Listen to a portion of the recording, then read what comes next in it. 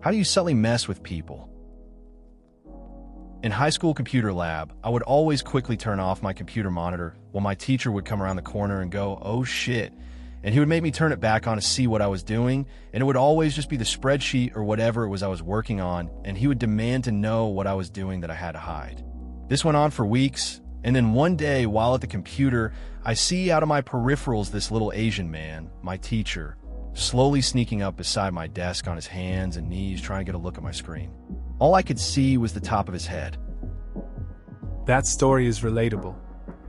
I remember in school, I'd always tried to hide my games when the teacher walked by.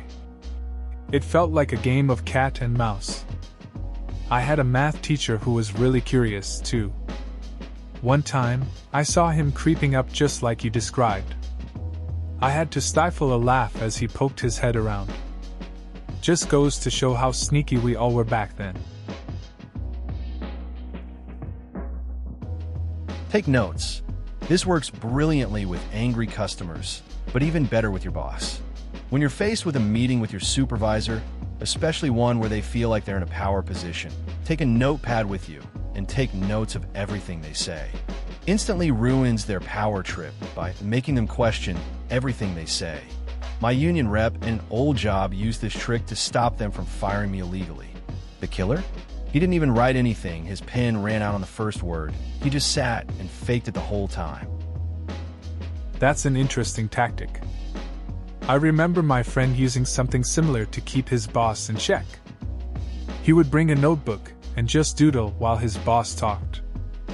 It made the whole thing less intimidating for him, and his boss looked a bit uneasy.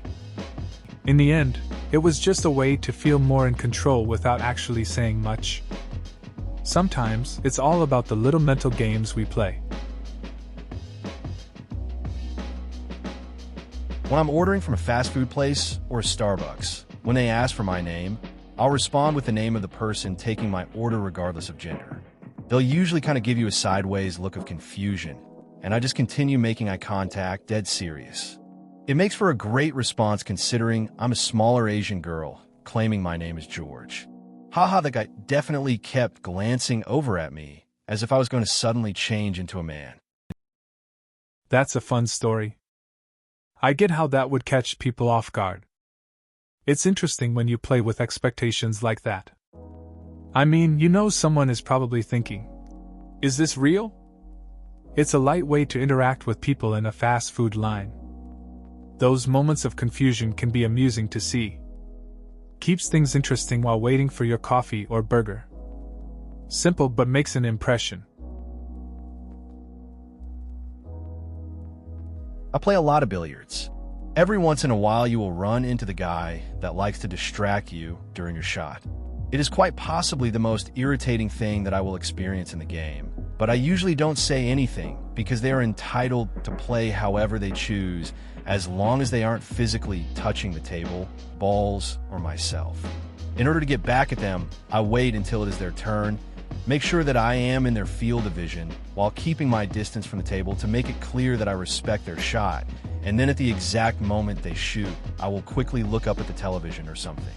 I only do this against those types of players, and it usually has a larger impact than their tactics. I get it.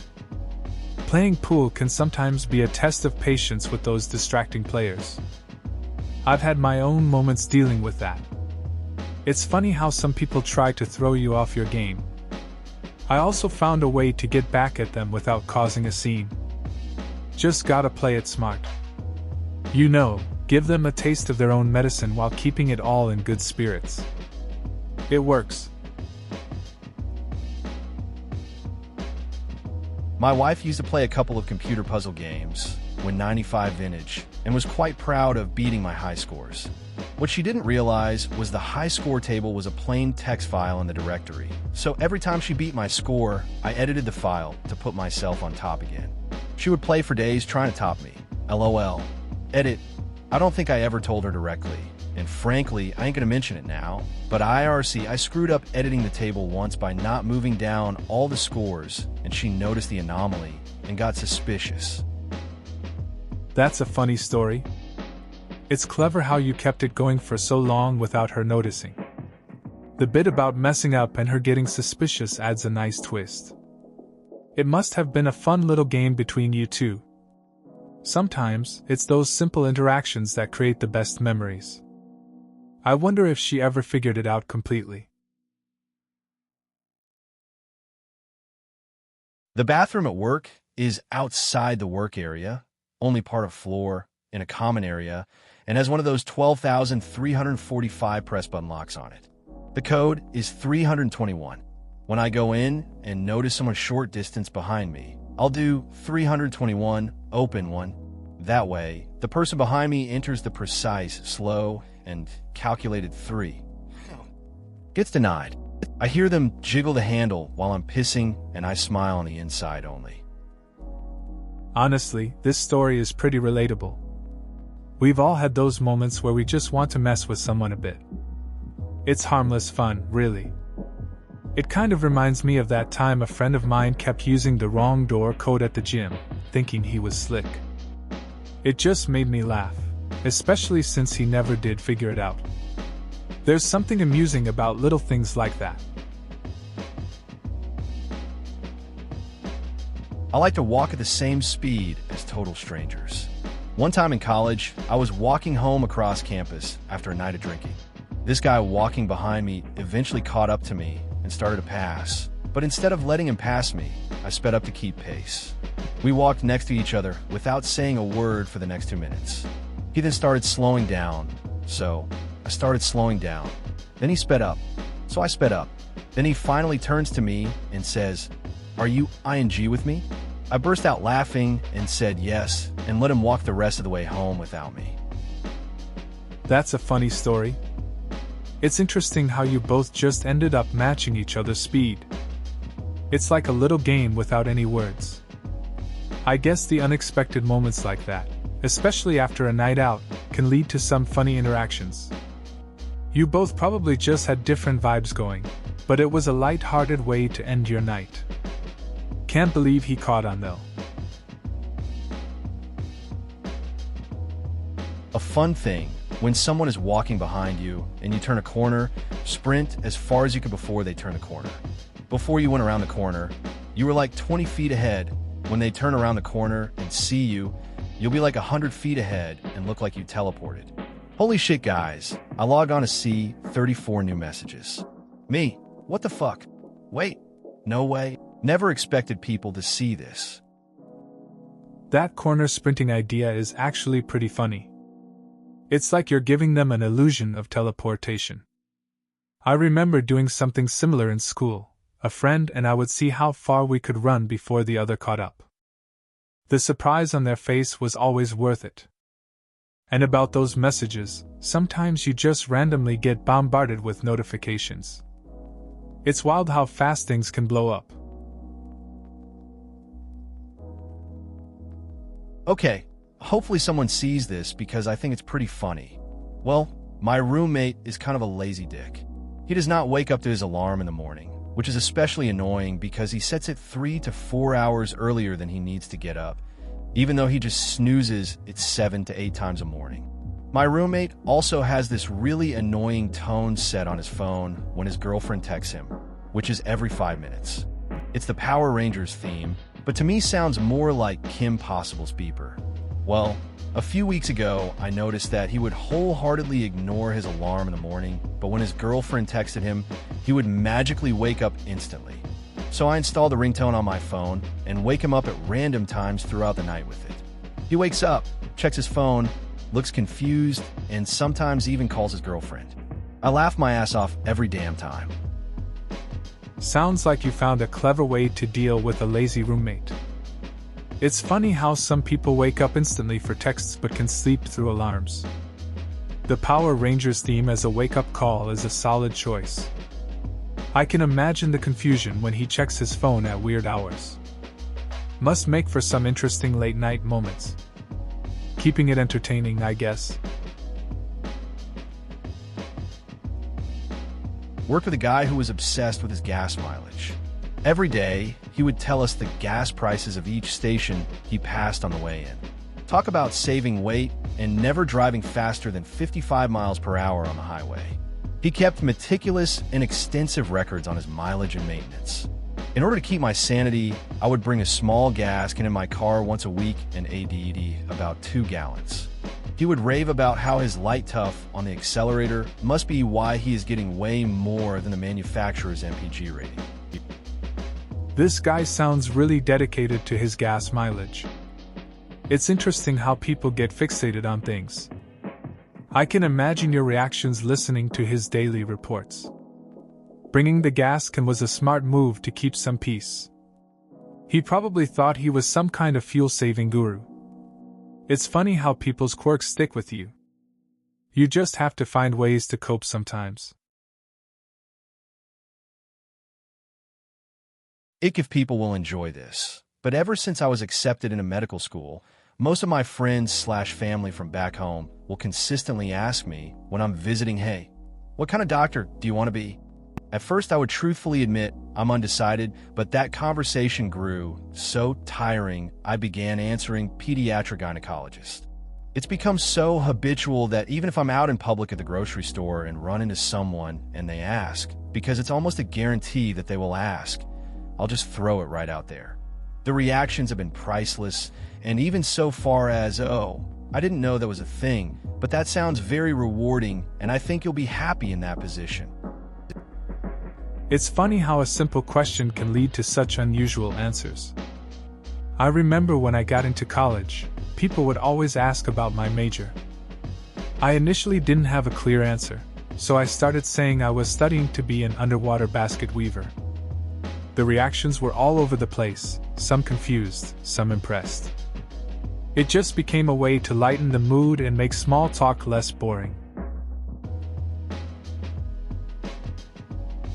At parties, I like to introduce myself as my boyfriend's sister and then kiss him in front of whoever I introduce myself to. It has to be a peck on the lips, but drawn out just enough to gross them out. It's become a really awful inside joke. He's a good sport about it, though. Once he wrapped his arms around me as I was talking to one of his ex-coworkers and whispered, "Did you text Mom?" That's a wild party move. I can imagine the reactions people give when you do that. It's funny how inside jokes like this can be a bit much for outsiders. Your boyfriend clearly has a good sense of humor about it, too. That moment he whispered about texting Mom definitely adds a fun twist to it, making things even more awkward for those around you. At my school, you have to log in to use the computers. Sometimes on the computers next to me, I put a space where the username goes and then press the left key, so it looks like there is nothing there. When anyone tries to log in, it doesn't work because there is a space after their username. They never notice and assume the computer is broken. Yes, I get satisfaction out of watching people struggle. I had a friend who did something similar in class. He would switch the keyboard language to a different one and watch as everyone typed and got confused by the wrong letters. It was all in good fun, but the looks on their faces were priceless. Sometimes it's just nice to sit back and enjoy the chaos you create a bit. No harm done, just some light-hearted mischief. I sell cameras in a high-end store. I try to always use the worst comparisons possible when a client asks me to compare 2 models. Well, the Olympus EM1 is like an all-dress pizza and the Fuji XT. One is like a screwdriver, you see? My new favorite is guaranteeing things that are obvious. Gluten-free cameras, no preserving agents in a bag, etc. That sounds kind of funny. Comparing those cameras to pizza and tools makes it memorable.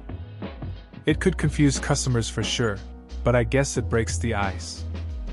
Guaranteeing obvious things is a smart way to keep the mood light too.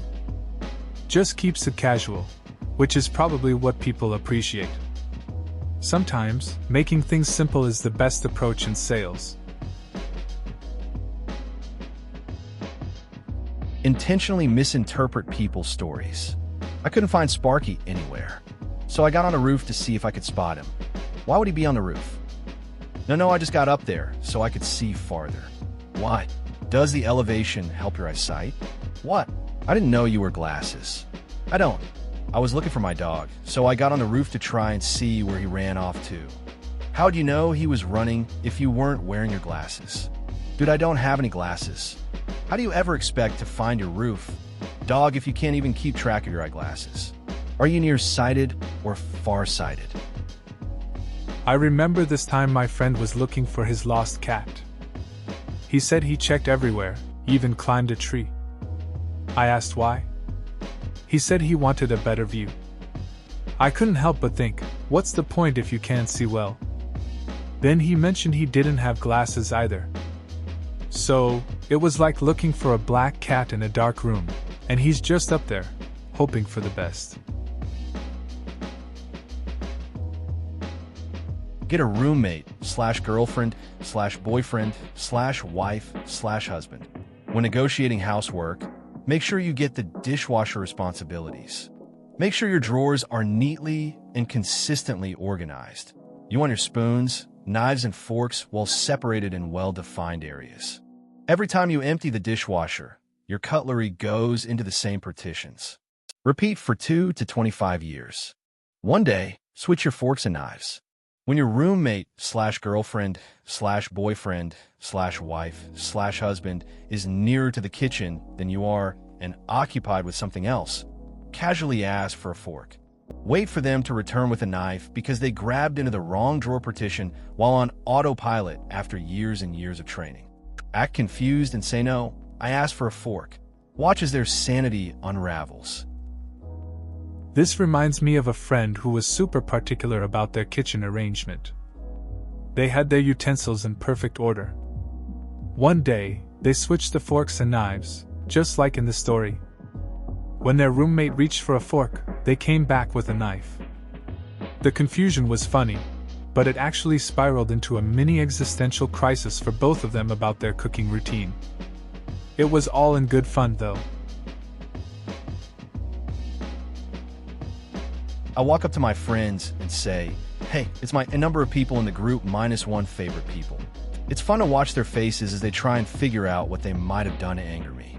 It's even better if someone corrects me, to which I respond, sorry, my number of people in the group minus 2 favorite people. I can totally relate to that moment. I remember joking with a friend group similar to yours. We'd get together, and I'd throw out some playful comments about our rankings. Their reactions were priceless, defensive at first, then they'd start laughing. It's like this unspoken competition among friends, just keeping things light.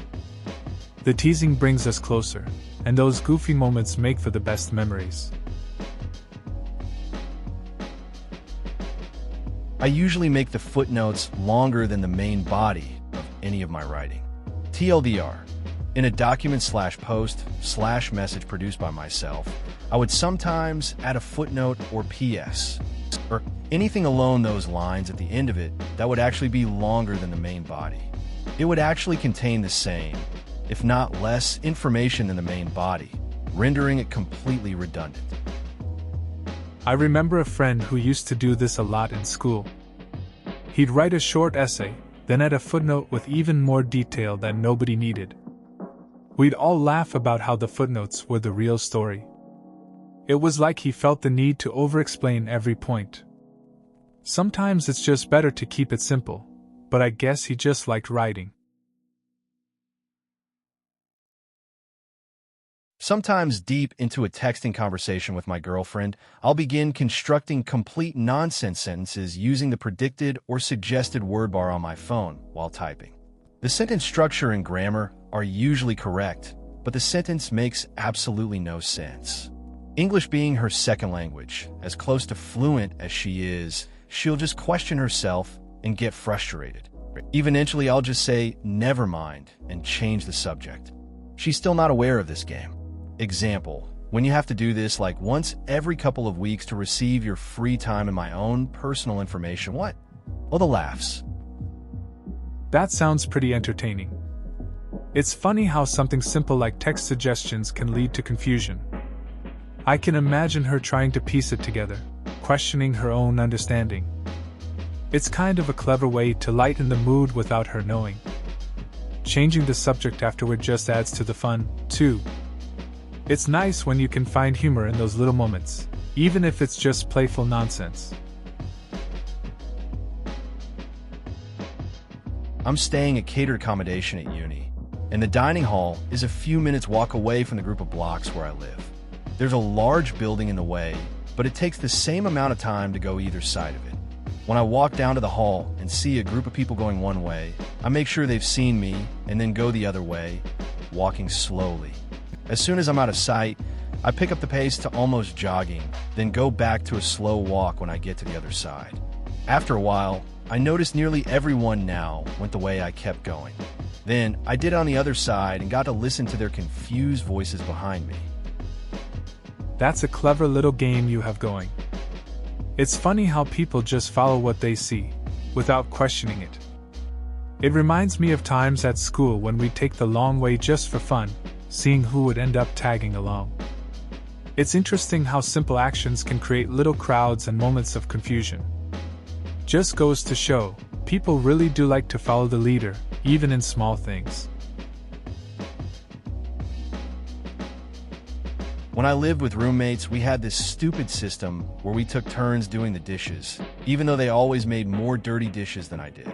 So to trick them into thinking I did a full load each turn, I would clean the little bit of dirty dishes they left and leave them to dry, and then grab clean dishes out of the cupboard, rinse them with clean water, and set them out to dry. They would see the large amount of drying dishes and assumed I cleaned all of those. I did this for 3 years and probably never cleaned a full load of dishes in total. That's a classic move.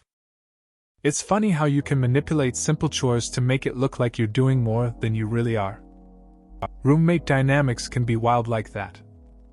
It's all about surviving together without too much hassle, right? I get the feeling of wanting to keep the peace while also not doing more work than necessary. 3 years is a long time to keep that up, though. My husband did this to a coworker. He found one of those greeting cards that made a cricket sound when you opened it. He took out the chip and attached it to the inside of his coworker's drawer so that every time the coworker opened the drawer, he would hear a cricket. The sound would stop when he closed the drawer. The coworker spent enormous amounts of time looking for the damned cricket. Then my husband changed it so the cricket sound never stopped. That's a classic prank. It must have been amusing to watch his coworker stress over the chirping sound. People can get pretty obsessed with finding the source of a mystery noise, especially when it's unexpected like that. The switch to make the sound continuous is a nice twist. It's a harmless way to have some fun at the office, caught in the small annoyances that make work a bit lighter. When standing around talking to people, if you shift your weight constantly and subtly bump the person next to you's foot with your foot, and then move it back seeming like an accident, if they don't think too much of it, they usually instinctively move about a step sideways away from you. If you're careful, you can slowly move an entire group of people. That's an interesting tactic. I get how it works, though. It's like those subtle movements people make in crowds. You can create a little ripple effect without anyone really noticing. I've seen friends do that at concerts, just shifting around, and before you know it, they're at the front. Makes you think about how our body language can influence those around us without anyone even realizing it. I had a roommate in college that rarely went out to drink, but when he did, he got completely trashed and usually has no idea what happens every morning. So whenever we were all drinking together, me and my other roommate began taking leave from outside, like 2 or 3, and hiding them in his room in places like under his laundry pile, under his bathroom sink, in his jacket pocket, etc.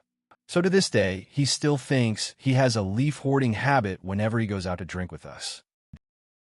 That's a classic college move. A friend of mine had a similar situation with his roommate. They used to put random objects in his bag when he got too drunk. The next day, he'd find stuff like spoons or toys, and be genuinely confused. It kept happening, and he eventually started checking his bag before heading out. Funny how harmless pranks can create these odd habits. Simple times, really? My friend likes to secretly slip random objects into other people's pockets. He really thrives at parties, slipping pens and eating utensils into pockets. If you watch the person, they eventually find the object, and the look on their face is hilarious. I think my favorite time was working at a summer camp with him, and he took as many hot dogs as he could from lunch. He then proceeded to distribute them all to unknowing counselors and even campers. That's a funny story. Your friend seems to have a knack for surprises. I can imagine the counselors' and campers' reactions when they found hot dogs in their pockets. It sounds like a good way to lighten the mood during summer camp. Those little pranks can really create some memorable moments. It's good to have friends who keep things interesting like that. I'll go to a moderately loud party, like a bar party or something, and introduce myself as Global. It's just a weird name that nobody really has, but could kind of sound like a genuine name. So after I introduce myself, the person I'm talking to repeats, Global. And I say, no, Global. So even though they're saying it right, I'm acting like there's something subtly different about the way I said it, and just have them repeat it a few times. And since it's a loud social gathering, they can't really tell whether I'm fucking with them or not. Sometimes when the person seems really uncomfortable, I'll just leave the party. I know in the back of my mind that person will be thinking to themselves, did I make him leave? Was that my fault? I don't even see the end result of my prank. Just knowing I caused a little chaos is good enough for me. That sounds amusing. I had a friend who did something similar at parties. He would pretend to be someone totally different and mess with people's heads. Everyone would get confused, and he'd play it off like it was all normal. Sometimes, he'd just vanish mid-conversation, leaving people baffled. The best part was the randomness it brought to those nights. Chaos can be entertaining, even if we don't stick around to see the aftermath. I'm fairly muscular and strong to the point of stupidity, but hate the tough guy. Posturing of traditional masculinity. When I work out or go to train for martial arts and such, I wear a shirt that says cuddle straps with arrows pointing to my arms. The D-bros are not comfortable with my affinity for cuddling. I get that. Sometimes people can't handle what doesn't fit their idea of masculinity. It's funny how a simple shirt can change their vibe. Cuddling is just as valid as lifting weights. I've seen it before, where people try to box you into their expectations. Just do your thing and let others feel awkward. It's cool to have a mix of strength and softness. People need to chill. I have a shaved/bald head. I have a few wigs/toupes that I picked up at thrift stores. I will often show up wearing one of these hairpieces to locations to meet friends. I will then sort of hang out and around my friends, but act like I don't know them. I may even leave and come back with a different hairpiece and do the same. Nobody seems to ever realize who I am. Eventually I'll leave and come back without the hairpiece and act like I had been there the whole time, and even repeat items from previous conversations that I overheard or talk about some event that happened earlier at the venue. This really confuses people to the point of being disturbing. Nobody has ever caught me on this. That's a pretty interesting way to mess with your friends. It's wild how nobody notices the change in you. I guess people just don't pay that much attention. You must get a good laugh out of it. It's amusing to think about the confusion on their faces when you pull that off. Just hanging out and observing while they're completely in the dark, thinking they're chatting with a stranger. I have a coworker that, I'm pretty sure, has never used his home bathroom. Every morning he comes in late, and once settled in his office makes an urgent run to the restroom, which is ultimately rendered uninhabitable for hours after. So, much stink. I like to stop him in the hallway between his office and the restroom and strike up friendly conversation. Nice, long conversation. That sounds amusing in a weird way. I've had a friend who would do something similar. He always joked about his home bathroom being too comfortable, and ended up running late for everything. We tease him about it, but he just shrugged it off. It's funny how some habits stick with people, even at work. Makes the workday a bit more interesting, I guess. I have a background in nonverbal communication, i.e., body language. You can make someone feel very uncomfortable by slowly invading their personal space. A real-world example. Out at dinner, grab the salt shaker and after using it, place it on their half of the table. Move your plate closer to the middle. Drink from your glass, then place it past the salt shaker. You can end up forcing them into the corner of their booth. That's an interesting approach to nonverbal communication. I've definitely seen people get uncomfortable in crowded spaces. It's wild how subtle changes in position can shift the dynamics of a conversation. I remember a friend trying this at a dinner once, and the other person looked really uneasy. Just goes to show how much our body language can affect interactions without us even saying anything. Awesome. I had a typing class in 8th grade. I was drawing an ASCII image of a babe in a bikini a couple pages below where my work was. He rolled up and must have seen me scrolling up. He pushed page down a couple times. He was so pissed, he sent me to the principal's office. Also discovered copy/paste, an internal message system built into network. Good times. That sounds like a classic school move. Getting caught while trying to be creative can really backfire, especially in class. The whole copy/paste thing is a game changer though. It's funny how those little moments in school can stick with you. I had similar experiences where I thought I was being slick, but they didn't always go as planned. Makes you look back and laugh. This reminds me of my way of subtly messing with our house cleaner's niece. The whole family are notorious windbags who will talk for hours and hours. So whenever I get trapped by the niece while she cleans, I wander around the house, and she follows me without fail, dusting and talking away. So a while ago, I began the habit of wandering about, slowly doing absolutely ridiculous things while she follows, like unscrewing light bulb and immediately screwing them back in, or taking silverware from the drawers and stuffing them into potted plants, or watering pictures with an empty watering can.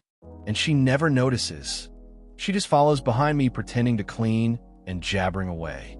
It's pretty fun. That sounds like a funny setup. I get how people can get caught in a loop of conversation, even when it's pretty absurd.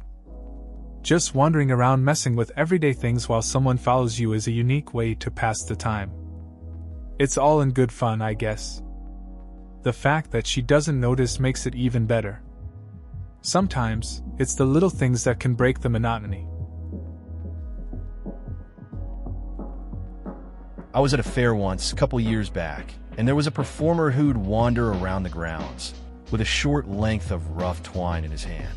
Now, and then he'd stop, hold the string up, and inspect it carefully, then continue walking. He always held it as though it were a visible segment of a string with an invisible balloon on it. After spotting him wandering around several times, I finally got up the cojones to ask him what he was doing. Without a word, he nods enthusiastically, picks up my hand, and very carefully places the string into my hand, ensuring my fingers have a good grasp on it. Then he turned me, so he was standing behind my shoulder, and lifted my arm up. He checked a couple times, made some small adjustments, then turned and walked away, leaving me standing in the middle of a crowded walkway, holding a 3-inch length of string up in the air all by myself. I felt like an idiot, yep, but I kept that string, tied it to my camera bag. That sounds like a strange encounter. I can picture you holding the string, feeling out of place. It's interesting how little things can stick with you. Tying it to your camera bag was a smart move. It turns something awkward into a little reminder. Sometimes those odd moments end up being more meaningful than they seem at first. It's the simple memories that often last the longest. Please consider subscribing if you enjoyed. Love.